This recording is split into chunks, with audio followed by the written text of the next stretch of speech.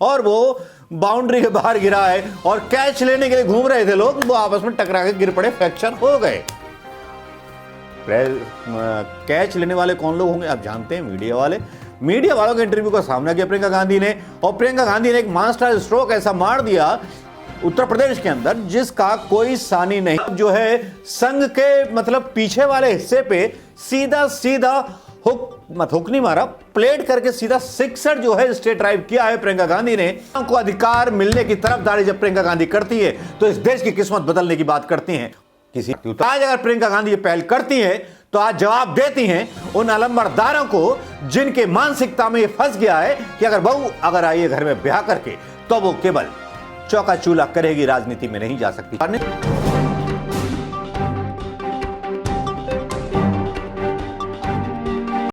दोस्तों ईद की बहुत बहुत जो है मुबारकबाद। और ईद के दिन जो उजाला आता है एक बलिदान के बाद, वो अब शायद उत्तर प्रदेश के अंदर देखने को मिलेगा। जी हां, मैं मनोज कुमार शर्मा एक बार फिर आपके बीच में आजाद हिंद आवाज के लिए। दोस्तों आज तक जो है कुछ ऐसा नहीं था जिसको एनालिसिस कर पाऊं, लेकिन उत्तर प्रदेश के बारे में आज एनालिसिस करने में अपने आप को थोड़ा सा मतलब खुश नसीब समझूंगा, क्योंकि अभी तक कोई खबर ऐसी थी नहीं जो आपसे डिस्कस कर सकूं, जिसके बारे में एनालिसिस कर सकूं, जो मास्टरपीस हो उसके बारे में कुछ अपने राजनीतिक आकलन आपको दे सकूं। लेकिन राजनीतिक आकलन जो उत्तर प्रदेश के बारे में है, मतलब जो है संघ के मतलब पीछे वाले हिस्से पे सीधा सीधा हुक नहीं मारा, प्लेट करके सीधा सिक्सर जो है स्टेट ड्राइव किया है प्रियंका गांधी ने, और वो बाउंड्री के बाहर गिरा है और कैच लेने के लिए घूम रहे थे लोग, वो आपस में टकरा के गिर पड़े, फ्रैक्चर हो गए। कैच लेने वाले कौन लोग होंगे आप जानते हैं, मीडिया वाले। मीडिया वालों के इंटरव्यू का सामना किया प्रियंका गांधी ने, और प्रियंका गांधी ने एक मास्टर स्ट्रोक ऐसा मार दिया उत्तर प्रदेश के अंदर जिसका कोई सानी नहीं है। अब उसको मैं विश्लेषण करना चाहूंगा, लेकिन साथ में उस प्रेस कॉन्फ्रेंस का हिस्सा भी हमारे इस YouTube ब्लॉग में होगा, जिसमें प्रियंका गांधी ने क्या क्या कब कब बोला, उन्हीं बातों का विश्लेषण मैं करूंगा। आज प्रियंका गांधी ने सबसे पहले शुरुआत की उत्तर प्रदेश प्रेस कॉन्फ्रेंस करके, जिसमें उन्होंने आज सीधे सीधे ऐलान कर दिया कि 40% जो है महिला MLA के जो टिकट बांटे जाएंगे वो 40% होंगे। यानी कि उम्मीद यह है कि आने वाले टाइम में जो टिकट के अलावा जो नौकरियों में आरक्षण होंगे या जो भी कुछ होंगे, वो महिलाओं के अधिकार बढ़ाने की बात की जा रही है। प्रियंका गांधी का मास्टर स्ट्रोक इसलिए कहा जाता है कि वो अपनी प्रेस कॉन्फ्रेंस में बोलती हैं कि मैं सोनभद्र की बेटी के लिए लड़ रही हूं, उस बेटी के लिए लड़ रही हूं। उन्होंने उन सारी महिलाओं को उदाहरण अपनी प्रेस कॉन्फ्रेंस में दिए कि जो महिलाओं के साथ उनकी जो थी गुफ्तगू हुई। उन्होंने उन महिलाओं के भी नाम लिए, उन महिला कांस्टेबलों के नाम लिए, ऑफिसरों के नाम लिए, मधु नाम की कांस्टेबल का नाम और अलका नाम की कांस्टेबल का नाम भी लिया, जिसमें उसने बताया कि उनकी जो SP थी उनकी माँ, बूढ़ी माँ नोएडा में रहती है और उसकी पोस्टिंग सीतापुर की हुई है। ये कहाँ का न्याय है? महिलाएं जो हैं सक्षम होती हैं और जाति धर्म से उठ कर के हमें काम करना है। ये धर्म की राजनीति बहुत हो गई, सियासत बहुत हो गई, जातियों के नाम पर। एक ऐसा मास्टर स्ट्रोक जो सीधा सीधा मायावती जी के मुंह पे पड़ गया और समाजवादी के भी मुंह पर पड़ गया। समाजवादी के मुंह पर कैसे पड़ गया? क्योंकि जब सोनिया गांधी, आपको याद होगा 33% रिजर्वेशन का बिल लेकर के सोनिया गांधी आई थी, तो समाजवादी पार्टी के नेताओं ने उसका बड़ा विरोध किया था, याद है ना? क्योंकि यूपी में पैरों की जूती समझते हैं लोग औरत को। और आज अगर प्रियंका गांधी ये पहल करती है तो आज जवाब देती हैं उन अलंबरदारों को जिनके मानसिकता में ये फंस गया है कि अगर बहू अगर आई है घर में ब्याह करके तो वो केवल चौका चूल्हा करेगी, राजनीति में नहीं जा सकती। चौका चूल्हा करेगी, नौकरी नहीं कर सकती। चौका चूल्हा करेगी, किसी से बात नहीं कर सकती, सर उठा के बात नहीं कर सकती। महिलाओं को अधिकार मिलने की तरफदारी जब प्रियंका गांधी करती है तो इस देश की किस्मत बदलने की बात करती हैं। पत्रकार सवाल करते हैं कि आप केवल 40% बोल रहे हैं तो बाकी के प्रदेशों का क्या? बोला हमने, मैं यूपी के इंचार्ज हूं, यूपी के बारे में बात करूंगी और किसी के बारे में बात नहीं करूंगी। ये भाषण सुन लीजिए और उसके बाद मेरा आकलन। ये भाषण भी कुछ एडिट किया हुआ है, आज वीडियो लंबा होने वाला है थोड़ा सा, क्योंकि आज ये पहली बार हुआ है कि प्रियंका गांधी का ये वीडियो वायरल हुआ है INC में। जी हाँ, 1 लाख से ऊपर लोग देख चुके हैं इसको, लेकिन मैंने वो अंश डाले हैं जिन अंशों पर हम चर्चा करेंगे। मैं सिर्फ इसलिए नहीं कह रही हूं क्योंकि ये मेरी नेता है, लेकिन जब ये सड़कों पर उतर के अन्याय के खिलाफ लड़ती है तो इनकी साहस और दृढ़ निश्चय दिखता है। जब ये हाथरस में एक मजबूर मां को गले लगाती हैं और लखीमपुर में किसानों के आंसू पोंछती हैं तो इनकी करुणा, इनकी सहृदयता दिखती है। मुझे ऐसा लगता है कि उत्तर प्रदेश की राजनीति, उत्तर प्रदेश जो देश का सबसे बहुल्य क्षेत्र है, एक बड़े निर्णायक मोड़ पे खड़ा है। और आज जिस बात को करने के लिए प्रियंका जी आपके बीच में आई हैं, वो जरूर ऐतिहासिक है। मैं ये जरूर कहना चाहती हूं कि जिस आगामी चुनाव के लिए कांग्रेस पार्टी ने इस बार घोषणाओं के बजाय प्रतिज्ञा का प्रण किया है, और इस क्रम में आज जो सबसे बड़ी और सबसे पहली प्रतिज्ञा है, उसके बारे में आपको संबोधित करने के लिए, देश की राजनीति की तरफ एक नई क्रांति का पहला कदम उठाने के लिए मैं प्रियंका गांधी जी को आमंत्रित करती हूं। नमस्कार। आपको थोड़ा इंतजार कराया उसके लिए माफी चाहती हूं। ठीक है। जैसे सुप्रिया जी ने कहा, आज हमारी पहली प्रतिज्ञा के बारे में बात करना चाहती हूं मैं। हमने तय किया है कि आने वाले विधानसभा चुनाव में उत्तर प्रदेश में कांग्रेस पार्टी 40% टिकट महिलाओं को देगी।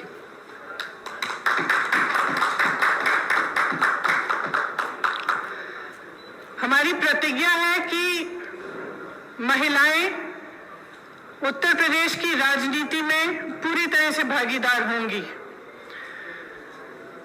ये फैसला हमने किस लिए किया?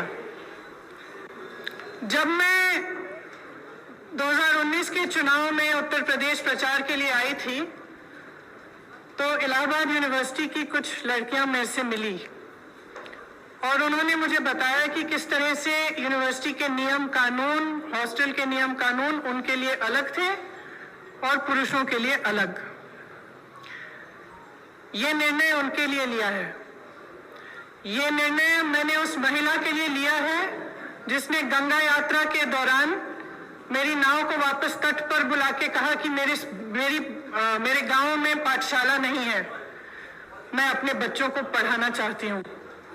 ये निर्णय उस लड़की, प्रयागराज की एक लड़की पारो के लिए लिया गया है जिसने मेरा हाथ पकड़ के मुझे कहा कि दीदी बड़ी होकर मैं नेता बनना चाहती हूँ।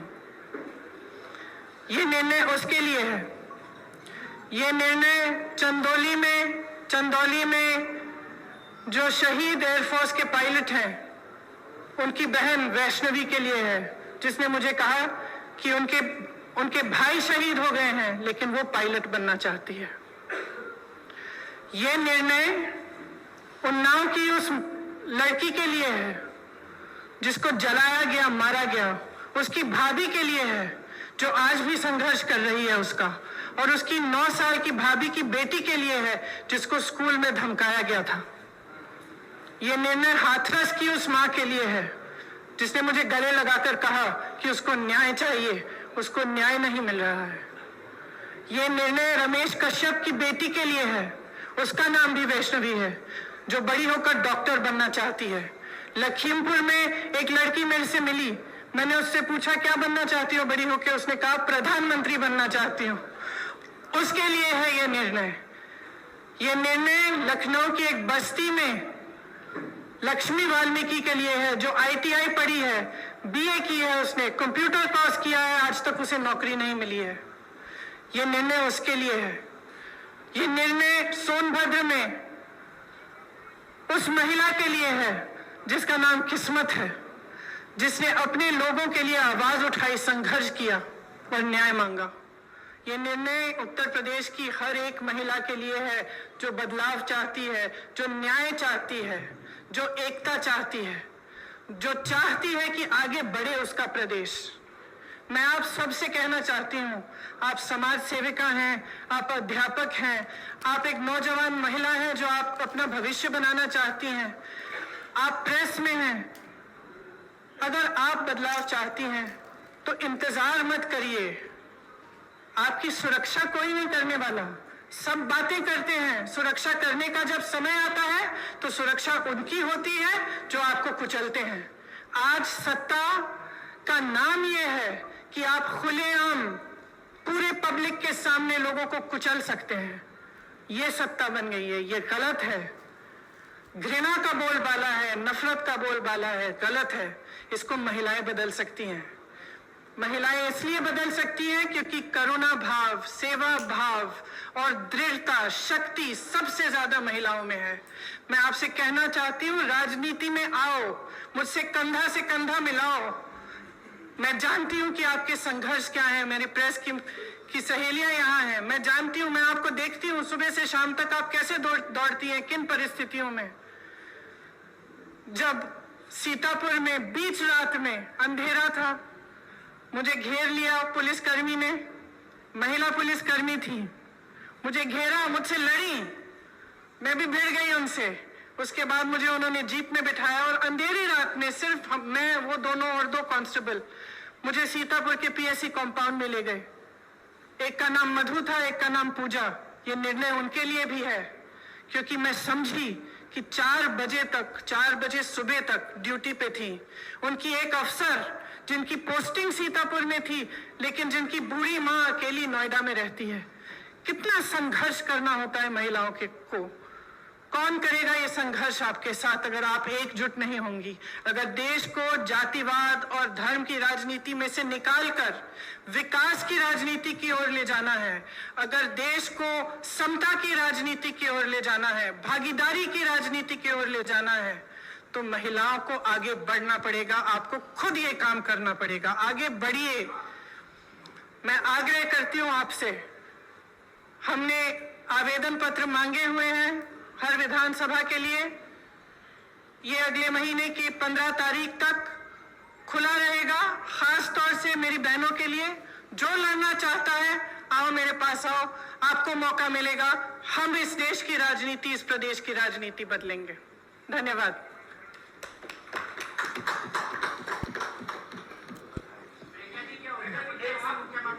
हम लोग सवाल लेंगे। इसको थोड़ा सा सुनिश्चित तरीके से कर लेने दीजिए। कुछ सवाल लेते हैं। मैं पहले प्रिंट इलेक्ट्रॉनिक मीडिया से शुरुआत करूंगी, आपके पास मैं जरूर आऊंगी। प्रांशु जी, आपका सवाल।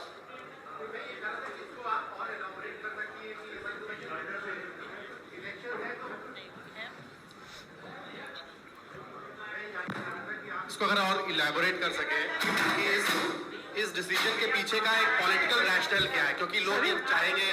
सुनाई नहीं दे रहा। थोड़ा सा शांत रह जाइए, आपके कोलीग को सवाल। मैं ये पूछ रहा था कि इसको आप थोड़ा सा अगर और इलैबोरेट कर सके कि इसके पीछे का रैशनल क्या है, क्योंकि लोग ये कहेंगे कि चुनाव का सीजन है और आप इतना बड़ा एक गैम्बिट ले रही हैं कि आप कह रही हैं 40% टिकट, जो कि लगभग 100 टिकट से ज्यादा होगा, आप महिलाओं को। मेरी बस चलती तो 50 करती। तो इसके पीछे का रैशनल क्या है? दूसरा, क्या आपको लगता है कि ये जो प्रोसेस है अभी टिकट देने का और उसके बाद आपकी पार्टी के अंदर जो ओवरऑल एक नेशनल लेवल पे, यूपी के बियॉन्ड भी महिलाओं का जो रिप्रेजेंटेशन है, क्या उसको बढ़ाने के पीछे का थॉट प्रोसेस ओरिजिनली? देखिए, यहाँ पे बढ़ेगा तो नेशनली भी बढ़ेगा। मैं यूपी की इंचार्ज हूँ। यहाँ का निर्णय हम लोगों ने लिया है, सबकी सहमति के साथ लिया है। इसके पीछे, जैसे मैंने कहा, मुख्य सोच ये है कि जो महिला है वो एकजुट होकर एक फोर्स नहीं बन रही है। उसको भी जातियों में, धर्मों में बांटा जा रहा है। राजनीतिक पार्टियां सोचती है कि एक गैस सिलेंडर देके, 2000 रुपए देके खुश कर देंगे, लेकिन जो महिला का संघर्ष है वो एक बहुत लंबा और बहुत गहरा संघर्ष है। अगर हम समझेंगे नहीं कि हमें एकजुट होकर ये संघर्ष करना है, तब तक हमारे समाज में, हमारे देश में, हमारी राजनीति में बदलाव नहीं आ सकता है। तो सोच ये है कि हमें जाति से ऊपर उठकर, धर्म से ऊपर उठकर, जो प्रदेश है, देश है, एक तरह से हम महिला है, वो सबसे बड़ी चीज है हमारे लिए। हम एक दूसरे के संघर्ष समझें। जब हम देखें कि एक महिला लड़ रही है तो हमारे मन में ये नहीं आए कि अच्छा ये तो ऐसी महिला है या वैसी महिला है। हमारे मन में ये आए कि ये महिला है, मेरी बहन है, मुझे इसके साथ खड़ा होना चाहिए, मुझे इसके साथ लड़ना चाहिए। ये भावना है इसके पीछे। जयनेन्द्र जी एबीपी उनका हाथ उठा हुआ है। मैं आप सबके पास आऊंगी, थोड़ा सा धैर्य रख लीजिए।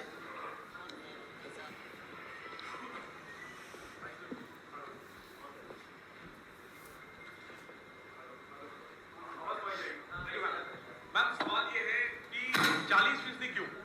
मतलब 33% रिजर्वेशन की चर्चा होती है, आदियाबादी है तो 50% हो सकता था, 40 क्यों? और एक सप्लीमेंट्री में ये भी पूछना चाहता हूँ कि वो सवाल आ गया कि राष्ट्रीय स्तर पर ये होगा या नहीं। जनरली हम देखते हैं कि महिलाओं की भागीदारी के नाम पर नेता अपनी पत्नियों को, अपने परिवार की महिलाओं को आगे कर देते हैं, तो ये ना हो इसके लिए आपने सोचा है, क्या कदम उठाएंगे? Thank you. देखिए, आपने दो सवाल किए। सबसे पहले 40 क्यों नहीं? क्यों नहीं? शुरुआत है, 40 से शुरू करेंगे। अब मैंने कहा अगर मेरा बस चलता तो 50 होता, तो लेकिन सबकी सहमति के साथ 40 तय किया है। अगले चुनाव में 50 भी हो सकता है। सबसे पहला ये। दूसरा, देखिए, ये सच है कि कई बार लोग अपनी पत्नियों को, बेटियों को चुनाव लड़वा लेते हैं, लेकिन इसमें कोई इतनी बड़ी बुराई नहीं है। लड़ लेती हैं, उसके बाद सक्षम हो जाती हैं। मुझे याद है, कमेटी में एक प्रधान थे, उन्होंने अपनी बीवी को लड़ाया। कुछ साल बाद मेरे पास आए, कहा कि आप संभालिए, मुझसे तो नहीं संभलती है, सारे निर्णय ले रही हैं। तो मैंने कहा आप क्यों रो रहे हो? तो ये तो देखिए, ये प्रोसेस होता है। एक शुरुआत होती है इस प्रोसेस की, और आस्ते आस्ते सक्षमता मिलती है। तो इसमें कुछ, मुझे तो कोई बुराई नहीं लगती है। सीमांत लखवी जी, भारत समाचार से। सब पुरुष पूछ रहे हैं। नहीं, महिलाओं के पास इसके बाद आऊंगी आप लोगों के पास इसके बाद। मैम, 2017-2019 में जिस तरह के नतीजे रहे हैं कांग्रेस के, ये सबने देखा। तो क्या इतनी बड़ी संख्या में महिला मजबूत प्रत्याशी आप लोगों को मिल पाएंगी 2022 के चुनाव के लिए? देखिए, हमें प्रत्याशी मिलेंगी, लड़ेंगी वो। अगर इस बार मजबूत नहीं होंगी, अगली बार मजबूत होंगी। हमें लड़ाना है, हम पूरी तरह से मदद करेंगे, समर्थन करेंगे और लड़ेंगे जी जान से। एएनआई से कामना जी, अब मुझे लगता है कुछ महिलाओं को चांस जरूर देना चाहिए। एएनआई से कामना जी।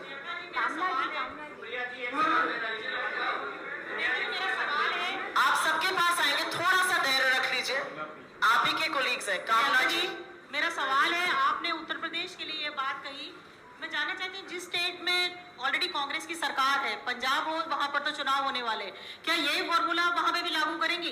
देखिए, मैं उत्तर प्रदेश की इंचार्ज हूँ यहाँ का। जैसे मैंने कहा, हमने निर्णय लिया है। अब ये मिसाल बनेगा, अगर दूसरे भी इसको फॉलो करना चाहते हैं तो बहुत अच्छा रहेगा। प्रियंका जी, जातिगत आधार पर टिकट मिलते हैं। माफ करिए, एक सवाल प्लीज पूछिए, उनको खत्म कर लीजिए, फिर आपके पास आते हैं। महिलाओं को जो टिकट दिया जाएगा, क्या वो जातिगत आधार पर दिया जाएगा? क्या वो जाति के आधार पर दिया जाएगा? महिला की सक्षमता के आधार पर दिया जाएगा, मेरिट के आधार पर। वो कितना काम कर रही है, कितना उसके।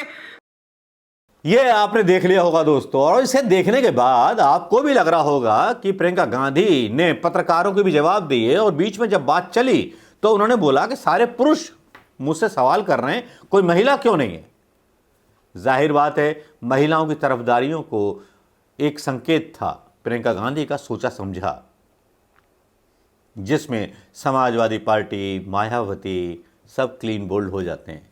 जाति धर्म यहाँ ख़त्म हो जाता है। जब औरतों की बात आती है ना, तो औरतों का सामर्थ्य है। इसी बात से समझ सकते हैं कि हमारे सनातन धर्मी लोगों ने माँ दुर्गा के 9 दुर्गे क्यों बनाए, किसी विष्णु भगवान के 9 वैष्णव क्यों नहीं बनाए, भगवान शिव के 9 शिव व्रत क्यों नहीं बनाए लगातार। केवल माँ दुर्गा की पूजा क्यों होती है, माँ की पूजा क्यों होती है, भैया दूज और बहन दूज पर पूजा बहन की और लेडीज़ों की क्यों होती है।